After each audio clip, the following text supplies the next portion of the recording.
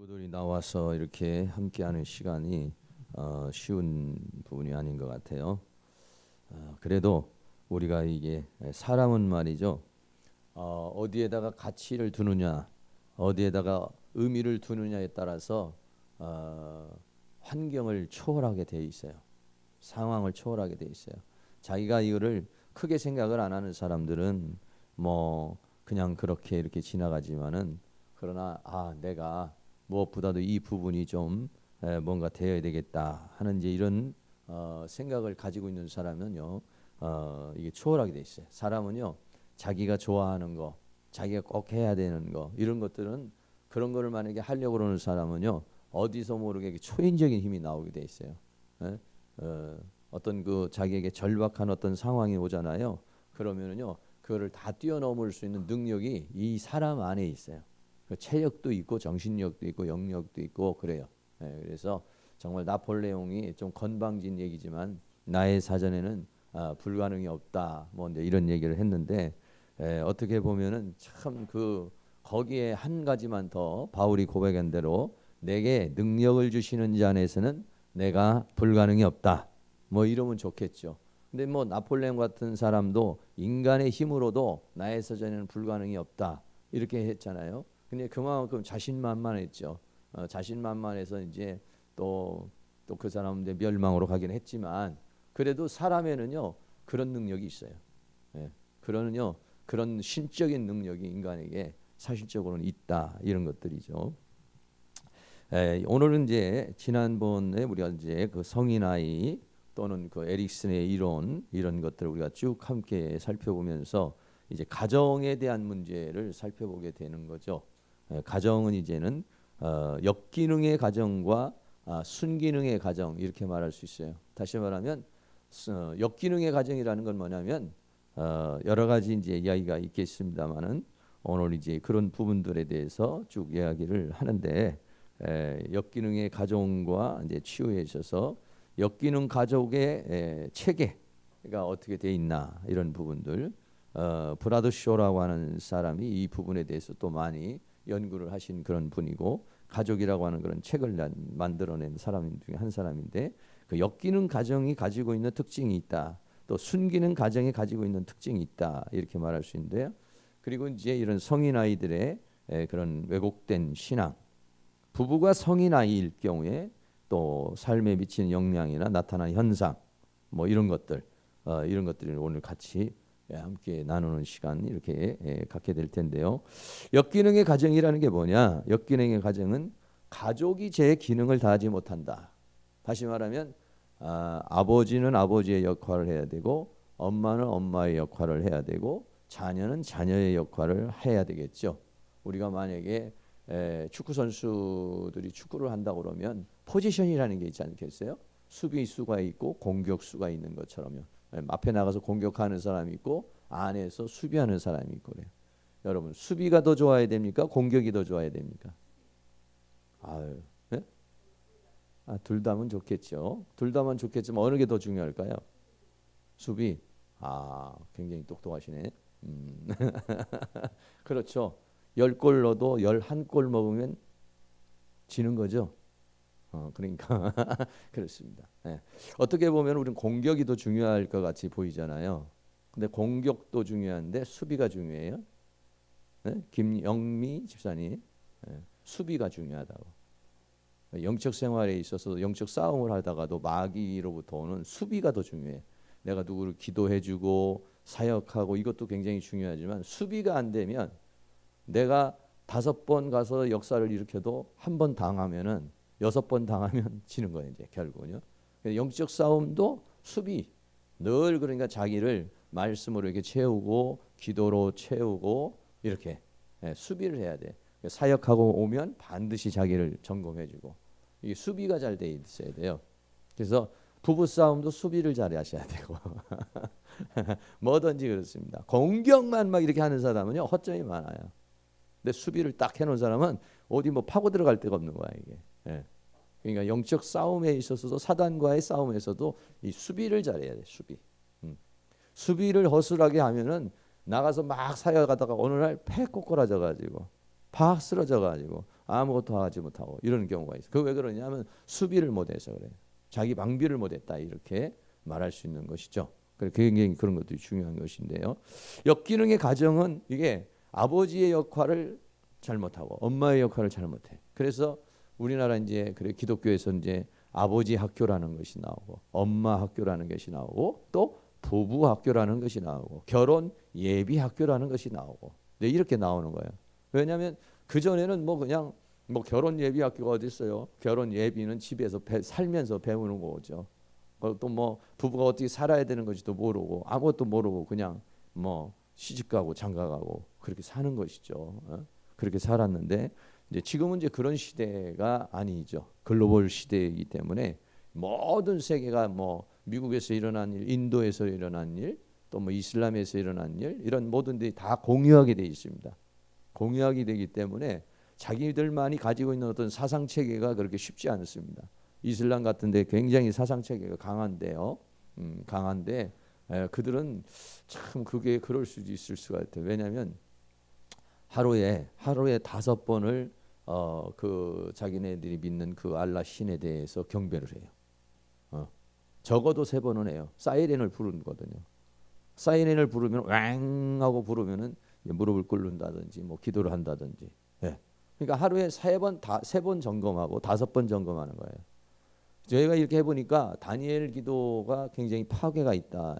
하루에 3번을 기도할 수 있으면요 얼마만큼 자기를 지킬 수 있어요. 네. 제가 해보니까 하루에 3번만 나를 점검할 수 있으면은 이게 좀 굉장히 거리 보세요. 나를 좀 지킬 수 있는 능력이 되겠다 이런 생각이 들어요. 새벽에 일어나서 오늘 정말 주님 뜻대로 살겠습니다. 정말 하나님의 말씀대로 살겠습니다. 이런 이제 마음의 각오를 하잖아요. 그런데 점심 때쯤 되면은요 마음이 이제 흐트러져요. 왜 아침에 뭐 이런 일 저런 일 생길 수도 있고 또 뭐 갑자기 오늘 아침에 전화해가지고 그 동안에 뭐 가만히 있었던 사람이 오늘 당장 돈 달라 뭐 이렇게 한다든지 아니면 당장 뭐 어떤 뭐 이런 그런 이야기가 이렇게 오면은 사람이 마음이 탁 다운이 된다든지 문제가 생기죠. 그럼 그때 점심 때 또 한번 기도하는 겁니다. 하나님 나에게 힘을 주십시오. 하나님 나에게 능력을 주십시오. 이렇게 기도하죠. 오후에 되면 또 한 번 하는 거예요.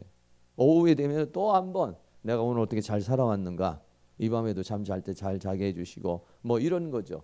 이런 것을 하게 되잖아요. 그러면은요 이 3번 점검만 해도요 이게 가능해요. 근데 이게 참 어렵더라고. 나도 해보니까 이게 쉽지 않더라고요. 그게 간단하지 않아.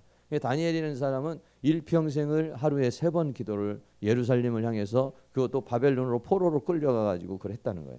그게 뭐냐면 그 사람을 지키는 능력이에요.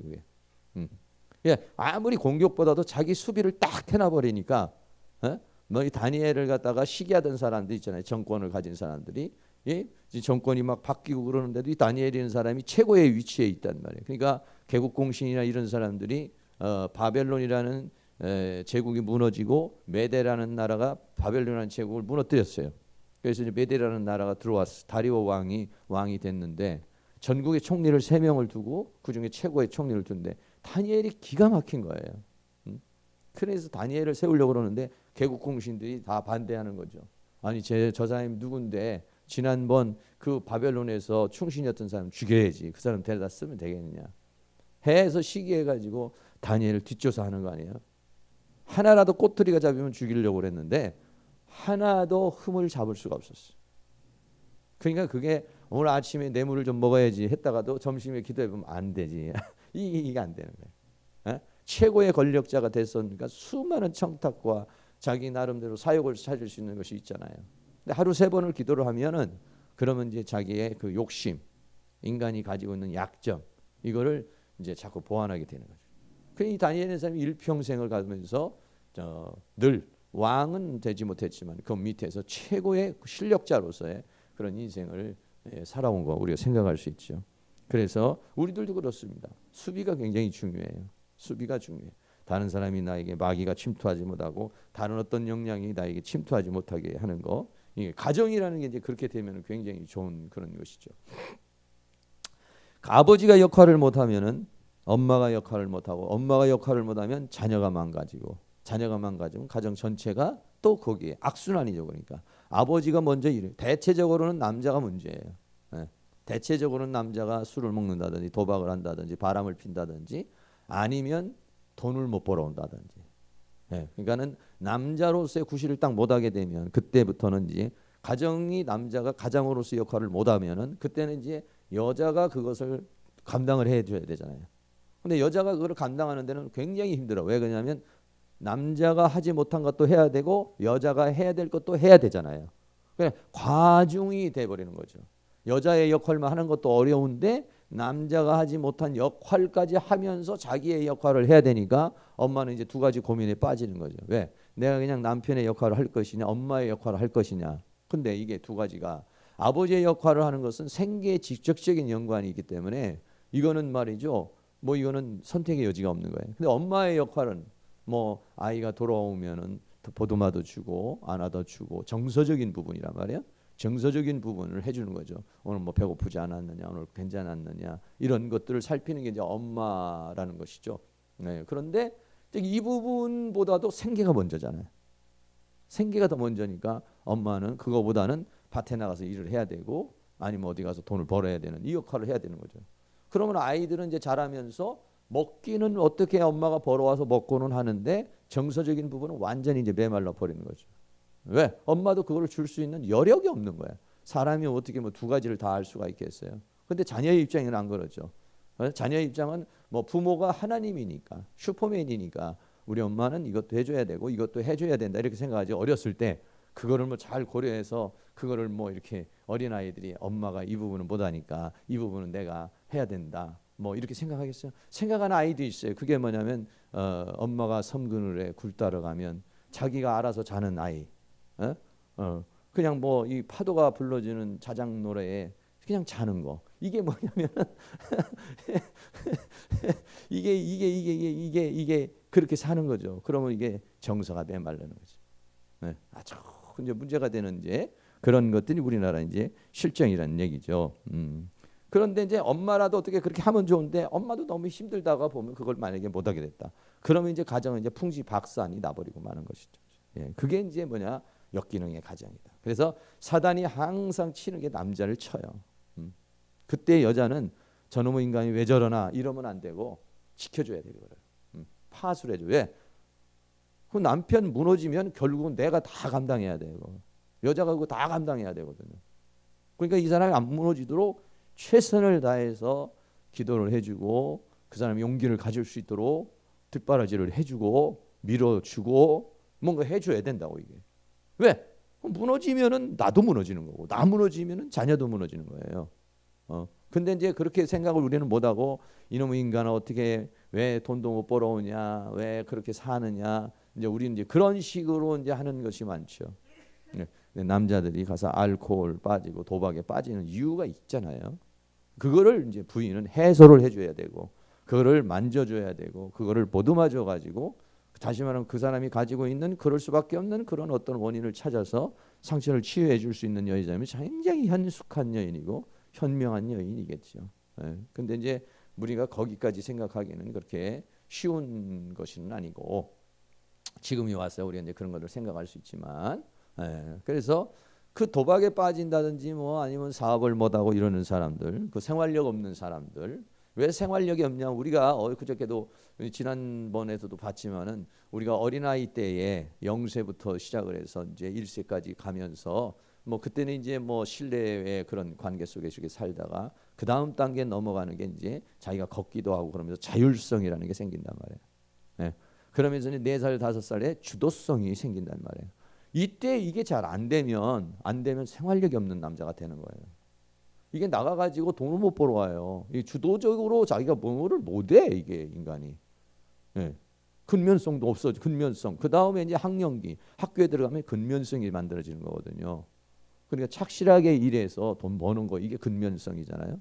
열심히 일해서 뭔가의 대가를 받는 거 이게 근면성이잖아요. 근데 이때 어린이날 이때에 이게 준비가 안 된 사람이 생활력이 없는 거야 이게 그냥 자기 먹고 그냥 돌아다니고 뭐 부인에 대해서 가정에 대해 책임질 줄도 모르고 이거는 왜 그러냐면 그때 이제 그 뭐 다른 때 이제 영향도 받지만 대체적으로 이제 그럴 때 그런 것들이 제대로 안 되면 그러면은 능력을 상실해 버리는 거예요. 생활력이 없는 거예요. 돈을 못 벌어와 이게 책임을 못 져요 이게. 이게 그냥 이제 뭐 그냥 엄마가 다 해주는 대로 먹고 살던 사람은 부인이 벌어오는 대로 먹고 사는 거죠. 딱 하나 기술이 있어요. 뭐냐, 여자를 꼬시는 거.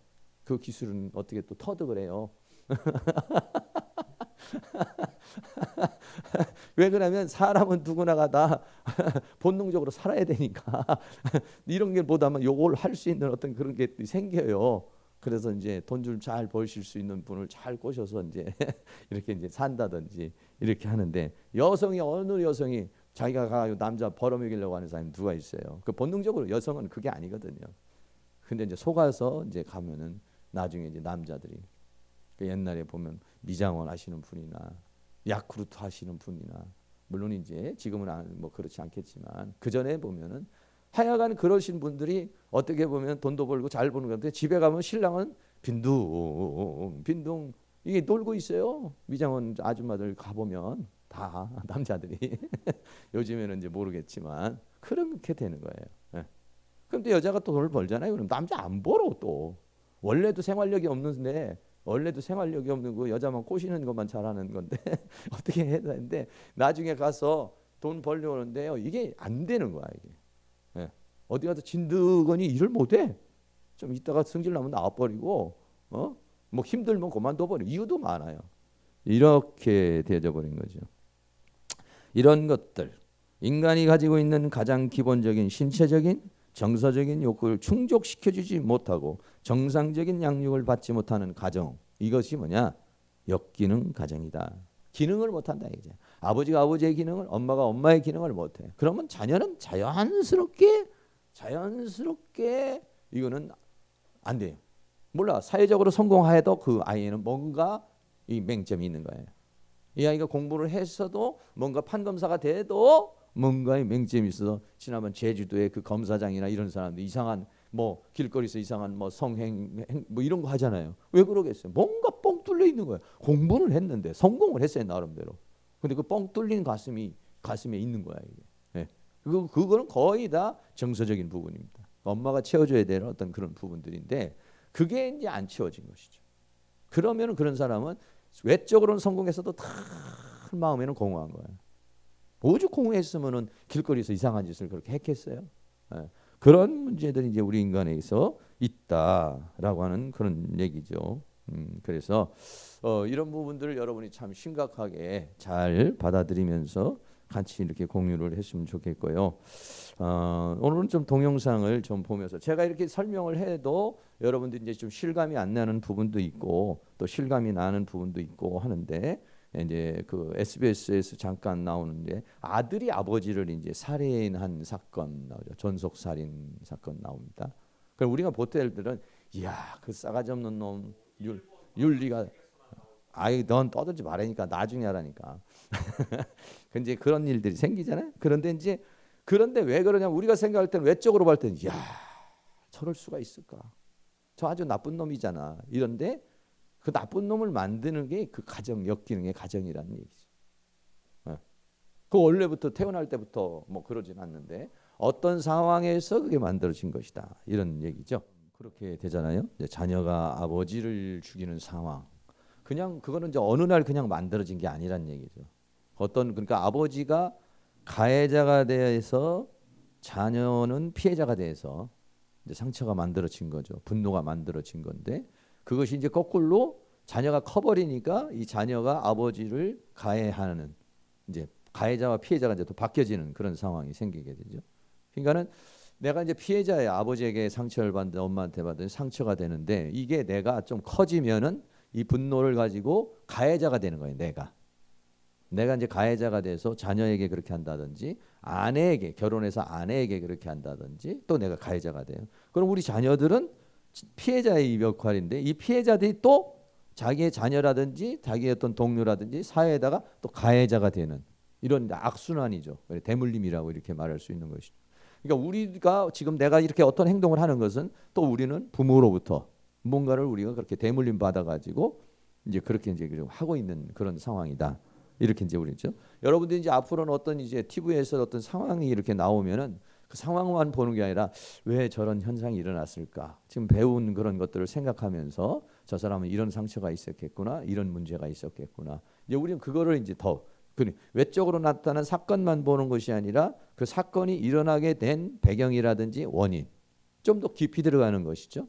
그럼 우리 어떻습니까? 어떤 사람 그걸 깊이 못 보여주는 사람은 저런 나쁜 놈의 자식들 이렇게 얘기하지만 우리는 이제 그거를 넘어서서 그 아이를 품어줄 수 있는 제가 오죽했으면 저랬을까 하는 마음 갖게 되고 그 넘어서 그 부모에 대해서 생각해 볼 수가 있겠죠. 그 부모의 삶은 어땠을까 이렇게 생각해보고 더 넘어간다면 그 할아버지의 삶은 또 어땠을까 그 더 넘어가면 그 가문은 어떤 가문이었을까 더 넘어가면 그 민족 또는 아니면 그 사람이 충청도 살았으면 충청도의 그 집단 무의식은 어떤 것이었을까 이런 거 섬에 사는 사람들은 섬에 사는 사람들의 무의식은 무엇일까 네, 이런 것들이 나오는 거죠. 특별히 이제 전라도 지방에 이제 섬이 많잖아요. 거기 많은 굉장히 많이 유배를 간 데가 많단 말이에요. 사람들이 예? 뭐 이제 서울에서 이제 뭐 이렇게 한양에서 이렇게 정치적인 문제에 얽혀 가지고 이제 유배를 당해서 저 전라도 끝으로 뭐 간다든지 아니면 이제 저 산 산을 아니 저 섬 사람이 찾지 못하는 이제 그런 데로 이제 도망가서 사는 거예요. 이런 사람들.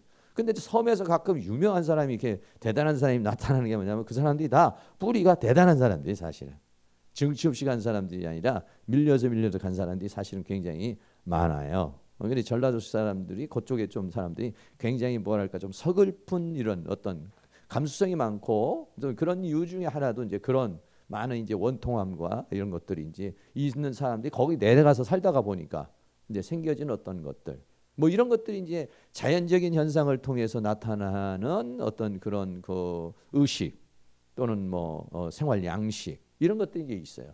이제 이런 것까지도 이제 우리가 생각할 수 있는 그런 이제 사람이 되면 좋겠다는 그런 문제고요.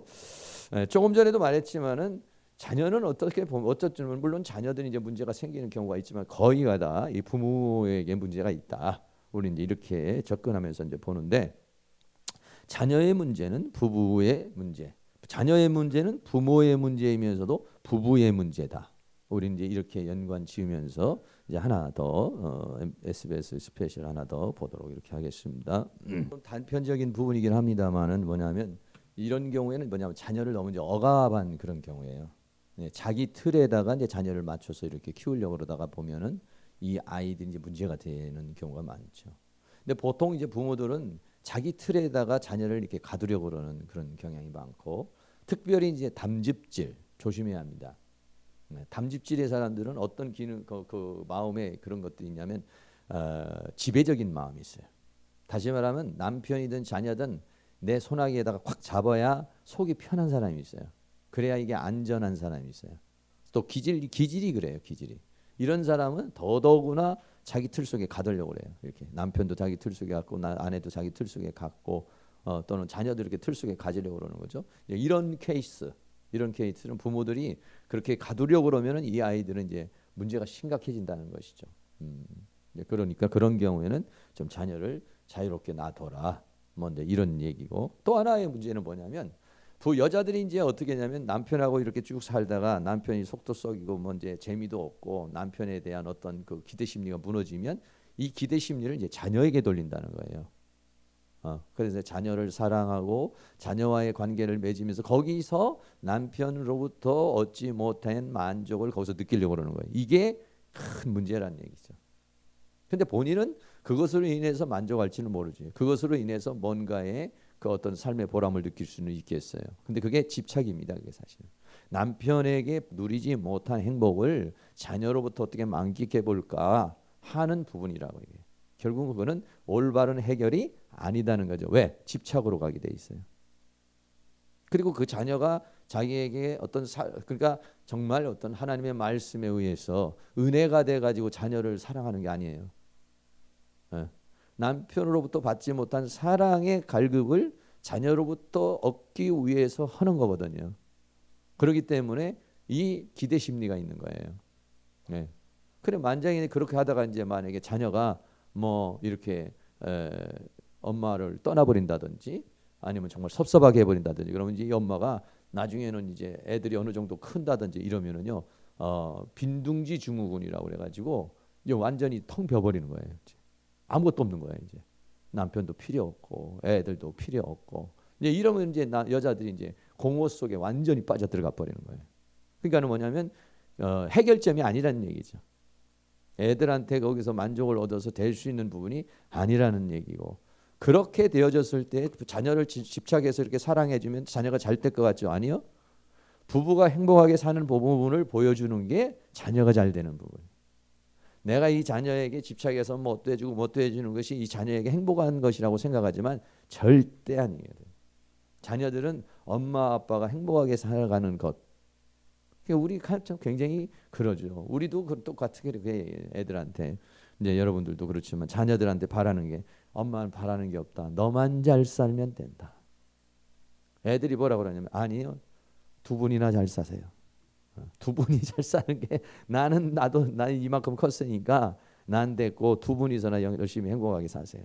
두 분이 잘 사는 게 날 도와주는 겁니다. 근데 이렇게 얘기를 하죠. 이게 그런 상황이에요. 심리적으로 다 그런 상황. 여기도 이제 잠깐 이제 그런 문제가 이제 있다라고 하는 거.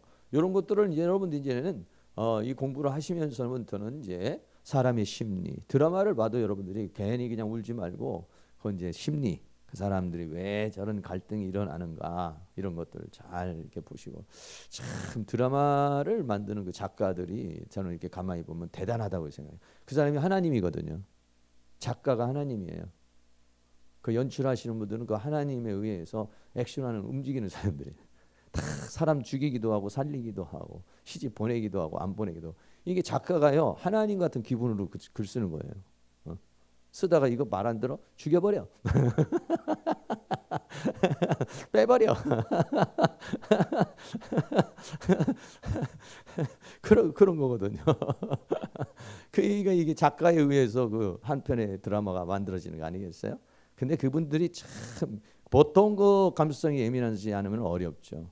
저는 말이요 그 사람들이 이름 짓는 거 보고 놀래요. 제가 이름을 많이 이렇게 지어주고 하는데 이름 안에 그 사람의 영이 들어 있거든요. 그 이름 안에 그 사람의 인생이 들어 있어요.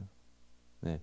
그런데 어쩌면 작가들이 이름을 붙이는데 자기 나름대로 어떤 사람을 딱 설정해 놓고 아주 나쁜 여자를 갖다가 이름을 붙일 때 쓰는 이름. 또 아니면은 아주 좀 잘 나가는 사람의 어떤 이름을 붙이는 이름. 참 잘 붙여요. 그러니까 그 사람들은 아마 이제 많은 사람들을 이제 통계적으로 이제 보기도 하고 연구를 많이 하겠죠. 그래가지고 이제 그거를 이제 이렇게 선정을 해요. 그러면 제가 이렇게 봤을 때, 야 상당한 수준이라고 이렇게 생각을 해요. 어떤 사람들은 상당한 수준, 어떤 사람은 좀 그런 개념이 없이 작가들이 그냥 이렇게 쓰는 사람들도 있지만은 좀 심도 깊게 그 드라마를 끌고 나가는 사람들은 굉장히 그런 부분에 있어도 대단하다는 생각을 가져요. 그러니까 그만큼 이런 이름을 가진 사람은 이렇게 살더라. 이런 얼굴을 가진 사람은 저렇게 살더라. 이게 나름대로 이제 통계적으로 보이는 거죠. 그 사람들은요. 그 사람들은 관상학자나 무슨 뭐 장명 철학자는 아닌데 그래도 그만큼 버금가는 거예요. 그래야 인생을 그려낼 수 있는 거잖아요. 그 사람들이요. 네, 그런 것들. 여러분들이 이제 앞으로 드라마를 막 혹시 뭐 너무 드라마 보지 마시고 만약에 이제 보게 된다 그러면 그런 문제를 잘 인생을 어떻게 그리고 있는가. 그게 다 허구지만은 허구는 아니거든요. 네, 허구지만은 거기 안에 인간의 갈등. 우리가 왜냐하면 거기서 눈물을 흘린다는 것은 우리 주변에 그런 삶이 있다는 거예요. 거기에 공감이 일어난다는 것은 그 뭔가가 같은 엉뚱한 얘기 해보세요. 하나 우리하고 무슨 나하고 전혀 엉뚱한 얘기 해봐. 무슨 눈물이 나겠어요? 무슨 공감이 가겠어요? 무슨 감동이 있겠어요? 없죠. 근데 다 우리하고 연관된 그런 것들을 그려내는 거거든요. 이게 다. 근데 그런 것들도 이제 여러분이 잘 심리적으로 잘 보시면서 이제 우리가 이 상담 치유를 하게 되면 내면을 읽는 거거든. 인간의 내면, 갈등, 사람이 중요하게 생각하는 게 뭔가 이런 것들을 여러분들이 이제 한 드라마를 봐도 그 작가의 성향도 여러분들이 생각을 한번 해보시고 거기에서 핵심적으로 주어지려는 것들이 무엇인가 이런 것도 한번 파악해보는 훈련. 이렇게 자꾸 하다가 보면 사람을 보면 이제 보이는 거죠. 저 사람의 마음이 보이고 저 사람의 생각이 보이고 저 사람의 의도가 이제 보이는 거죠. 그 뭐 기독교에서 특별히 능력받아 투시 은사 안 받아도 이건 이제 자연적으로 투시가 되는 거야 그냥요. 자연적으로 이렇게 읽어지는 거예요. 그냥. 느껴지는 거예요. 그게 왜 그러냐면 인간이라는 존재는 그걸 다 가지고 있어요. 오감, 육감, 칠감, 직감 다 가지고 있어요. 이 인간이라는. 예? 그렇기 때문에 그게 이제 느껴지고 느낌으로 오는 거거든. 훈련하면 다 할 수 있는 거예요. 그런 부분입니다. 조금 더 몇 가지 하나 한두 개 더 하나 볼 텐데 이번에는 요 문제는 좀 넘어가고 다른 걸로 하겠습니다. 김창옥 교수 여러분 아시겠죠? 서울여자대학교 기독교학과의 경영 교수인데요. 이분도 이제 그 심리 그 세시바 세실봉은 아니고 세시반가 거기에서 나와서 이제 이렇게 뭐 15분 뭐 변화인가 뭐 이런 거 강의하시기도 하고 하는 분인데 이분도 상처가 있는 분이에요. 이분도 아주 큰 많은 상처가 있어요. 아버지에 대한 큰 상처가 있는 그런 사람들이 이제 대체적으로 이제 이런 이제 심리학 공부를 하게 되고 그러죠. 아무 상처도 없는 사람은요, 거의 밋밋해요. 근데 이제 그런 게 있는 사람인데 딸에 대한 엄마의 고민. 요건 되고 있습니까? 해석이 잘 여러분이 되고 있어야 되는데요. 첫 번째 그 어떤 그 자꾸 이렇게 그 18세 친구 그런 경우도 그렇고 두 번째 그 경우도 그렇습니다만 아주 화낼 준비가 돼 있다.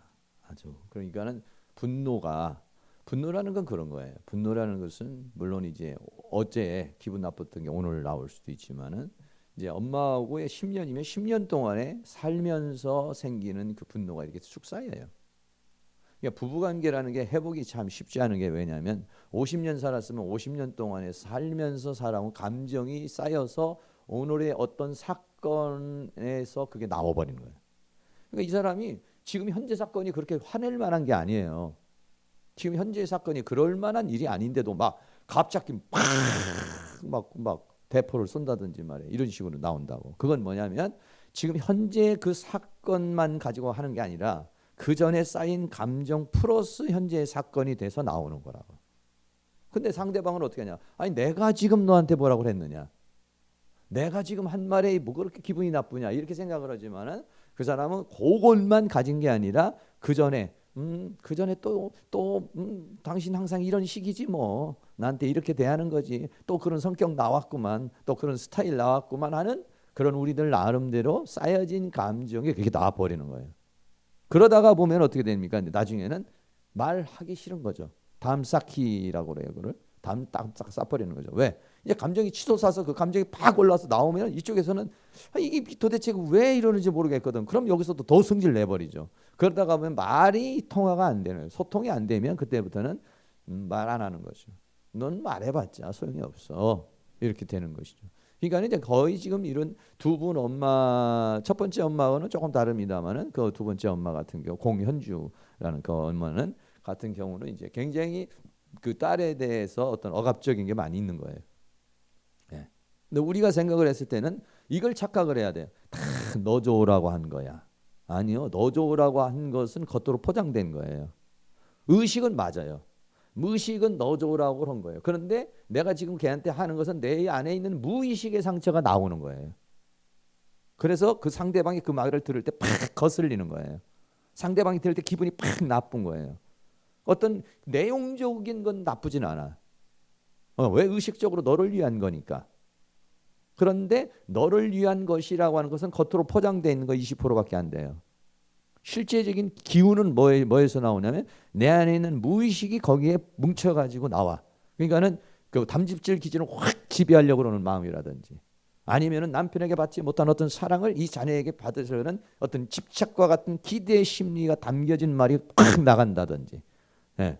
또 아니면 아버지로부터 받은 상처가 튀어서 나간다든지 엄마로부터 억눌렸던 내가 그동안에 있었던 것이 거기서 또 퍼져나간다든지 이러는 거예요. 그러니까 여러분들이 이렇게 얘기를 이렇게 하다가 보면은 그냥 어떤 별말 안 했는데 기분이 팍 상하는 경우가 있잖아요. 그건 뭐냐면 그 사람 안에서 그 기운이 나와서 그런 거예요. 그 기운이 그거는 기운은 자기도 몰라요. 왜 그러냐면 무의식에서 나가는 거예요. 무의식 속에서 짜증스러운 게 나가요. 무의식 속에서 분노스러운 게 나가요. 무의식 속에서 갈구는 그런 것들이 나가는 거예요. 네. 나도 모르게. 내용은 내가 너한테 뭐 그렇게 나쁜 말 했어. 내용이 아니에요. 그 안에 억양과 음색과 음량 이런 모든 것들에서 상대방을 포근하게 해주지 못하고 상대방을 팍 거슬게 만드는 그게 이제 그것만이 아니라 그 전에 있었던 감정 플러스 돼서 나와버리는 거예요. 이게 이제 굉장히 문제가 되는 것이죠. 그러니까 그 사람 안에 있는 나에 대한 이미지, 좋지 않은 이미지가 그 감정 속에서 빠져나가지 않는 이상에는 이거는 늘 그러는 거예요. 그러니까 내가 남편에 대한 그 분노의 의미가 빠져나가지 않는 동안은 그 사람을 보는 순간 짜증이 난다든지, 보는 순간 마음에 안 든다든지, 대화를 하는 순간 말하고 싶지 않는다든지, 이게 나오는 거죠. 그러니까 상대방을 대화를 하는데 미움이 왔다. 아직 내가 저 사람을 미워하는 분노가 내 안에 있구나. 저 사람에 대한 거부 반응이 내 안에 있구나. 이거 생각하시고 어떻게 이거를 뽑아내야 되는 거죠. 나가. 이걸 해야 돼요. 나가. 야. 왜 나가라고 그러고 야라고 이렇게 해야 되냐. 그게 나에게 도움이 돼요, 안 돼요? 안 됩니다. 그럼 상대방에 도움이 되나요? 안 됩니다. 그리고 뭡니까? 그건 전부 다 사단이 들어오는 통로입니다. 가정을 망치는 통로입니다. 근데 우리는 어떻게 생각합니까? 평생을 그걸 가지고 있어야 된다고 생각하는 거야. 내가 복수를 해야 된다고 생각하죠. 너 늙기만 해봐라. 너 병들기만 해봐라. 너 문제만 생겨봐라. 너도 똑같이 그렇게 한번 해줄 거야. 하는 이제 복수. 복수나 왼수 갚는 건 일반 사회성을 해서 하는 거고. 근데 복수나 왼수를 갚는 게 그게 그 사람에게 인생에 도움이 되나요? 하나도 안 돼요. 도움이 하나도 안 됩니다. 도움이 하나 돼. 성경에 보면 압살롬이라는 사람이 있죠. 압살롬이라는 사람이 있는데 자기 형 암논이라는 사람이 자기 동생을 겁탈을 해버렸어요. 그 동생이 오빠 집에 와서 늘 처량하게 인생을 살아요. 뭐냐? 내 원수 좀 갚아주세요. 이거거든. 그러니까 이 압살롬은 원래 이게 왕이 될 만한 사람이에요. 다윗 왕의 아들이란 말이에요. 굉장히 잘난 사람이에요. 이 사람. 흠이 없는 사람입니다. 흠이 없는 사람. 머리부터 발끝까지 흠이 없는 사람이라고 그랬어요. 굉장히 똑똑한 사람이 잘난 사람이고 반란을 일으켜가지고 정말 성공해서 다윗은 아버지 죽여버리고 자기가 왕이 될 수 있었던 사람이었어요. 이 사람이. 그 정도로 인기가 있는 사람이에요. 대단한 사람이에요. 근데 이 사람을 뭘로 망쳤느냐. 그 동생이 다 망쳐버린 거예요. 동생이 그 암논에게 겁탈을 당하고 나서 와서 오빠 집에 와가지고 처량한 인생을 살 때마다 이 압살롬은 자기의 인생을 사는 게 아니라 내 동생 원수 갚아줘야 되는데, 내 동생 죽인 놈 저거 죽여야 되는데, 삶의 목적이 그리로 가버린 거예요. 인생의 목적이 내 동생 원수 갚는 것으로 목적이 가버린 거예요. 그래서 결국은 형 데려다가 죽이죠. 죽였다는 건 그만큼 실력이 있고 모략이 뛰어나다는 거예요. 잔치로 불러가지고 죽이잖아요. 나중에 반란을 일으켜서 아버지도 죽이려고 그러잖아요. 그러니까 이거 엄청난 파생의 효과가 막 가족 안에서 일어나는 거예요. 이게. 그러니까 내 안에 있는 분노는 하나 나에게 도움이 안 돼요. 나만 뼈를 상하게 하고 나만 죽이고 나만 고통스럽게 하고 나만 괴롭게 하고 너도 괴롭게 하고 하는 거예요. 그러니까 저 사람에 대한 미움이 있을수록 그 미움은 나에게 전혀 도움이 안 됩니다. 그러니까 빼내버려야 돼. 빼내버려야지. 그거 가지고 있으면요 평생 고통스러운 거예요. 전혀 도움이 안 됩니다. 그러니까 그 감정에 묶일 필요가 하나도 없는 건데 마귀는 이제 그 감정을 북돋죠. 세상은 또 그러죠. 아버지가 죽으면서 내 원수를 갚아줘라. 특별히 또 중국 영화 보면 맨 원수 갚는 거잖아요. 맨 원수. 네, 그 중국 영화 원수가 아니야. 우리나라도 맨 원수 갚는 거예요. 아버지가 사업을 했어. 뭐 드라마가 그거야. 아버지가 사업을 했어. 근데 친구가 그 사업을 갖다 뺏었어. 그래서 아들이 어떻게 그걸 알고 복수를 해서 다시 이제 그 회사를 찾는 거. 맨날 그거요. 우리나라도 보면 복수의 열전이야, 다. 예. 근데 복수라는 것이 얼마나 대단하냐면 그 복수라는 것에 의미와 가치를 두는 거예요, 인생이. 나는 이거를 위해서 우리 아버지의 인생을 빼앗아간 넌 저놈 죽여야 돼. 우리 어머니의 인생을 빼앗아간 넌 저거 죽여야 돼. 여기다 의미와 가치를 두게 되잖아. 이러면 초인적인 능력이 생겨버려요. 어떤 초인적인 능력? 그 사람을 죽일 수 있는 그런 계략과 모략을 쓸 수 있는 초인적인 능력. 그러니까 악의 능력이죠. 그럼 그 사람을 완전히 망쳐버리고 인생 망쳐버리고 삶을 다 망쳐버리는 거예요. 나중에 원수가 보면 뭐 할 거예요? 그게 무슨 인생의 의미야? 그 무슨 인생의 복적이야? 에? 아니 그러니까 좀 참고 있으라니까.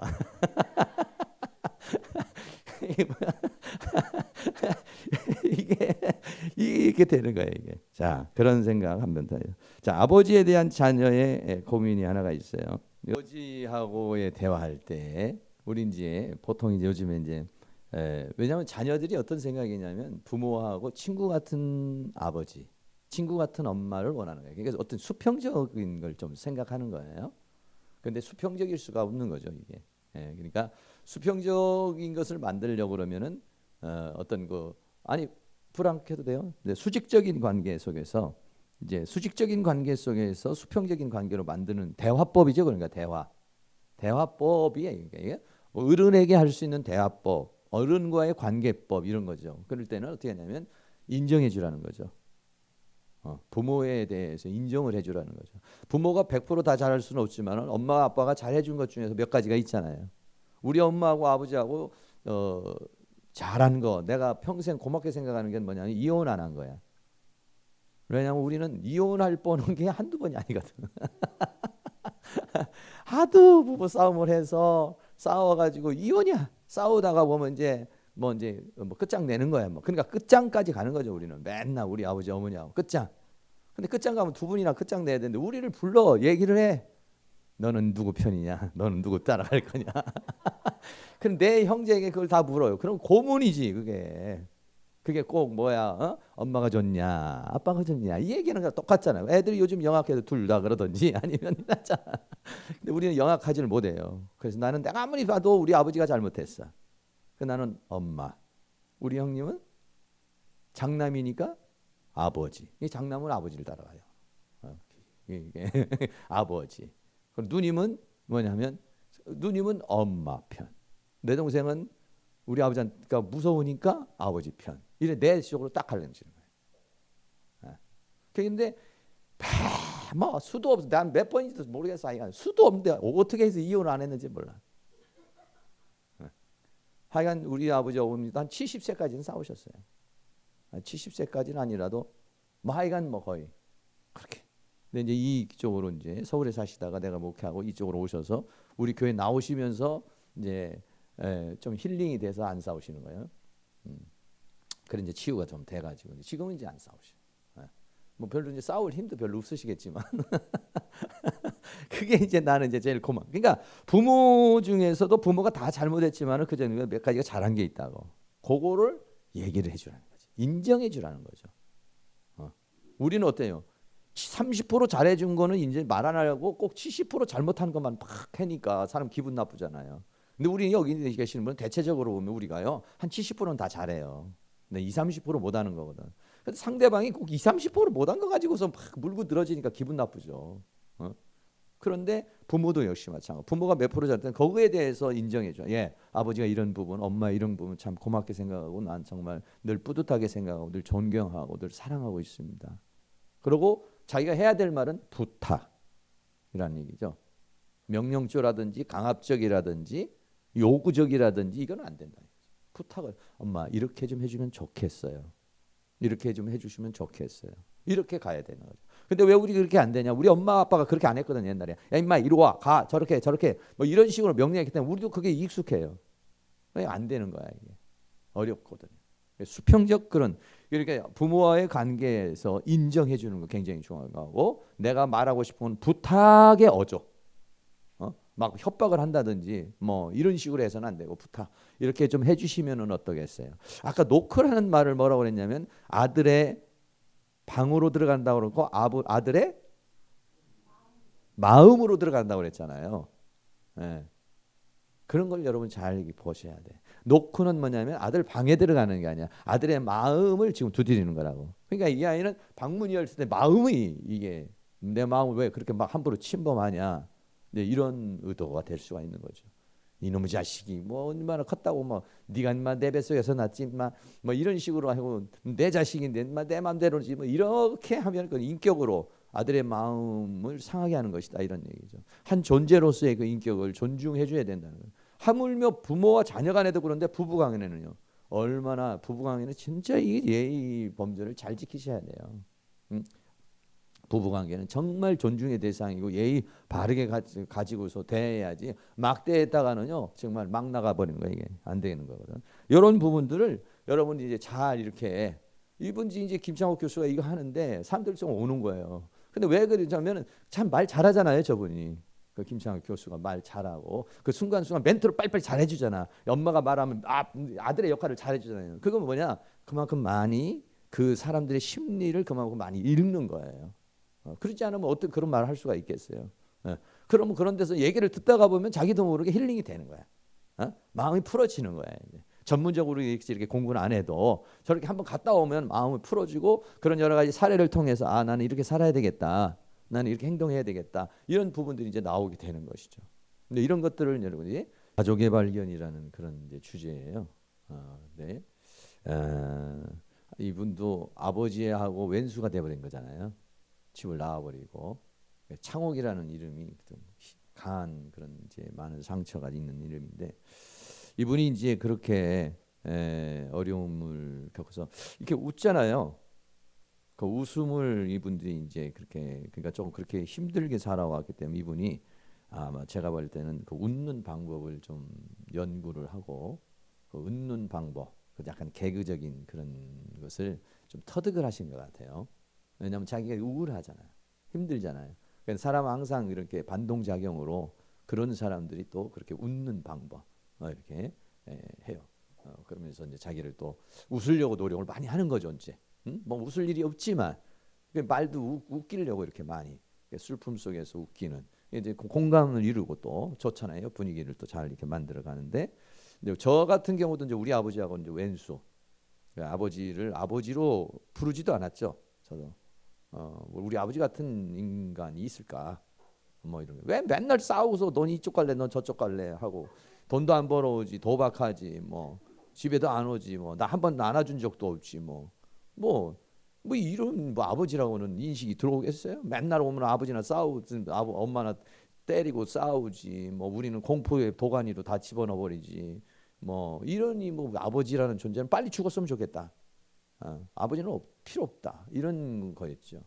예수 믿고 신앙하면서 그러면서 이제 제가 아버지에 대한 감정 이제 버리고 이제 이렇게 왔는데, 근데 우리 아버지는 또 그렇게 된 원인이 있어. 원인이 없는 결과라는 없는 거잖아요. 우리 아버지가 그렇게 된 데는 또 원인이 있는 거야. 약간 우리 아버지가 이제 좀 인간관계와 사회성이 좀 떨어지는 거예요. 자기밖에 모르는 굉장히 이기주의적인 이제 그런 분이죠. 공부도 많이 했는데도 그래. 당시에 고등학교까지 공부를 하셨으니까 선생도 하시고 이렇게 하셨는데도 그렇게 그 뭐 소용이 없어. 그런 것들이 정서적인 부분이 안 만들어져 버리면 아무런 뭐 소용이 없는데 그 상처가 한번 팍 들어와 배겨버리면요 이제 인간이 이제 그렇게 돼 버리는데, 그러다가 이제 저도 이제 부모님하고 이제 관계가 회복도 되고 지금은 이제 좋은 이제 관계 속에서 이렇게 난 뭐 계좌이체 같은 건 안 했지만은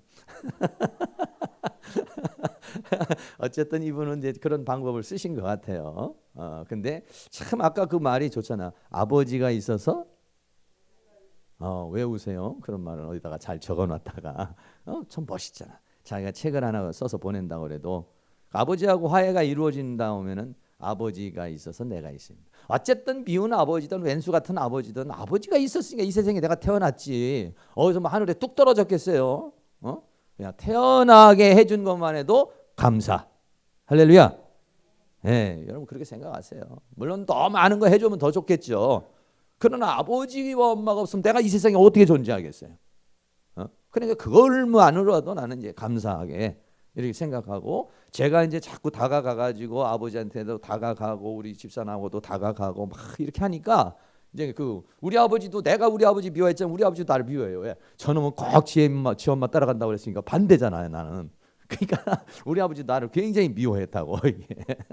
나도 우리 아버지 미워하고 나도 서로 미워하고. 그래서 나는 이제 또 예수도 믿고 그래서 나도 이제 24살에 뛰쳐나와서 25살에 결혼해버린 거죠. 결혼하고 신학하고 이제 막 이렇게 이제 돼버린 거예요. 집에서 이제 뛰쳐나와버린 거예요. 이제 뛰쳐나올래야 나온 게 아니라, 그리고는 불교고 우리 아버지 그렇잖아도 싫은데, 네? 뭐 해서 이제 나와서 이제 우리는 이제 그렇게 결혼도 하고 이제 신학도 하면서 이렇게 이제 살아왔습니다만은 이제 지금은 이제 좋은 관계 속에 이렇게 있어요. 근데 참 그 말이 참 좋잖아요. 아버지가 있어서 내가 있습니다. 어쨌든 그건 진리잖아요. 맞잖아요. 그렇지? 좋은 얘기 같아. 여러분이 그렇게 생각하시면서 어쨌든 부모님과의 한 왼수 관계를 맺는 건 나한테 고통스러운 거야. 네, 이걸 다 풀어낼 수 있는 그런 은혜가 있기를 바랍니다.